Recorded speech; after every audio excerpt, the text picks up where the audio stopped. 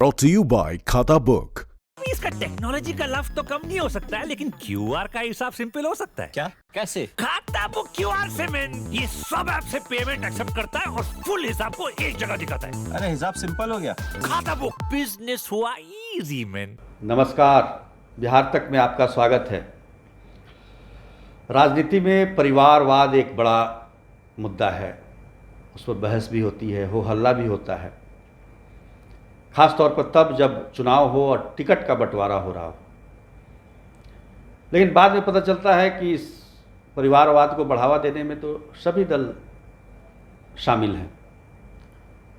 हाँ, ये बात अलग है कि इसमें राष्ट्रीय दलों की अपेक्षा क्षेत्रीय दलों की भागीदारी ज़्यादा होती है। वो अपने नाते रिश्तेदारों का ज़्यादा ख्याल रखते हैं, लेकिन होता सभी पार्टियों में, और इस बार भी हो रहा है। इस विधानसभा चुनाव में 1.5 दर्जन से ज़्यादा ऐसे उम्मीदवार चुनाव मैदान में ताल ठोक रहे हैं जो किसी नेता के बेटे हैं, पत्नी है, भाई है, भतीजा है। और ये आपको उदाहरण हर चुनाव में मिल जाएगा, ये कोई नया नहीं है। लेकिन इस बार ससुर दामाद की जोड़ी भी धूम मचा रही है, और वो भी एक नहीं, 3-3 ससुर दामाद की जोड़ी चुनाव मैदान में। हम बात करते हैं ससुर दामाद की जोड़ियों पर, जो कि वाकई काफ़ी दिलचस्प है। 2 ससुर दामाद की जोड़ी तो एक ही पार्टी से चुनाव मैदान में है, लेकिन जो तीसरी जोड़ी है वो अलग अलग पार्टियों से चुनाव मैदान में है। एक जोड़ी ऐसी है जो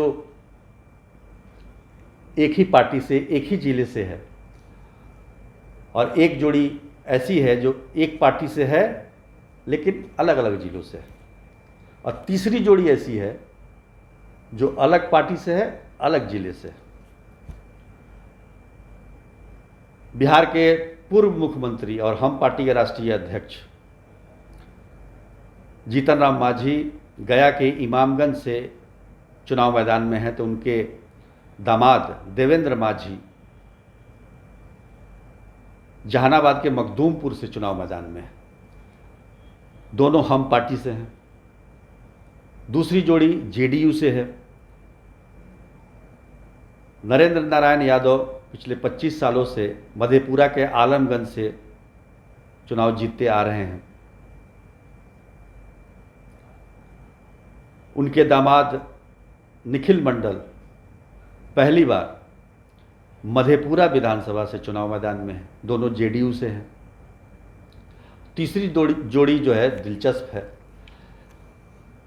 ये जोड़ी है चंद्रिका राय और तेज प्रताप यादव की। चंद्रिका राय छपरा के परसा विधानसभा से जेडीयू के टिकट पर चुनाव मैदान में हैं, तो तेज प्रताप यादव लालू प्रसाद यादव के बेटे पिछली बार वैशाली के महुआ से चुनाव जीते थे, लेकिन इस बार अपना क्षेत्र बदल कर वो समस्तीपुर के हसनपुर से चुनाव लड़ रहे हैं आरजेडी के टिकट पर। इन दोनों का मामला हालांकि अदालत में है, इसलिए अलग पार्टियां भी हैं, अलग ज़िले भी हैं। लेकिन असल बात जो बिहार के बारे में बतानी थी आपको, वो ये है कि बिहार के राजनीतिक इतिहास को देखा जाए तो अब तक जितने भी मुख्यमंत्री हुए हैं, उनका कोई भी विरासत उनके पुत्र या कोई भी रिश्तेदार बिहार का मुख्यमंत्री नहीं बन पाया है, मतलब अपने पिता के स्तर को नहीं छू पाया है। बिहार के पहले मुख्यमंत्री डॉक्टर श्री कृष्ण सिंह ने तो किसी भी अपने परिवार के किसी भी सदस्य को राजनीति में आने नहीं दिया। इसी तरह से भोला पासवान शास्त्री के बारे में भी कहा जाता है कि उन्होंने भी कभी भी परिवारवाद को बढ़ावा नहीं दिया, राजनीति में आने नहीं दिया। बिहार के ऐसे 7 मुख्यमंत्री हैं जिनके विरासत जो हैं वो राजनीति में तो आए लेकिन चल नहीं पाए। और संन्यास लेकर चले गए। तो इस तरह के भी मुख्यमंत्री हुए हैं। कुछ मुख्यमंत्रियों के विरासत अभी भी राजनीति में सक्रिय हैं, जिसमें सबसे पहला नाम तेजस्वी यादव का है। उनके तो माता पिता दोनों मुख्यमंत्री रहे हैं और इस बार वो महागठबंधन से पहली बार मुख्यमंत्री के उम्मीदवार का चेहरा भी हैं। तो ये देखना दिलचस्प होगा कि तेजस्वी यादव बिहार का जो इतिहास जो रहा है इसको बदल पाते हैं कि नहीं, ये देखना दिलचस्प होगा। कुछ और मुख्यमंत्रियों की बात करें तो डॉक्टर जगन्नाथ मिश्रा, उनके बेटे नीतीश मिश्रा राजनीति में सक्रिय हैं।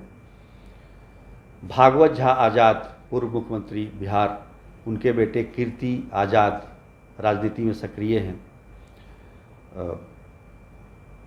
सत्येंद्र नारायण सिन्हा, उनके बेटे निखिल कुमार राजनीति में सक्रिय हैं। और एक हम नाम ले सकते हैं केदार पांडे, बिहार के पूर्व मुख्यमंत्री रहे हैं, उनके बेटे सांसद भी रहे हैं मनोज पांडे। लेकिन तीसरी पीढ़ी उनकी हाल में ही राजनीति में सक्रिय हुई है, काफ़ी गैप के बाद। शाश्वत केदार पिछले लोकसभा चुनाव में वाल्मीकि नगर से कांग्रेस के उम्मीदवार थे।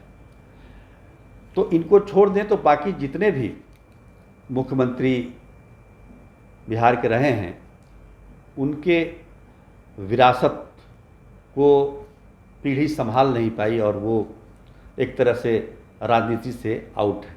कहने का मतलब ये है कि परिवारवाद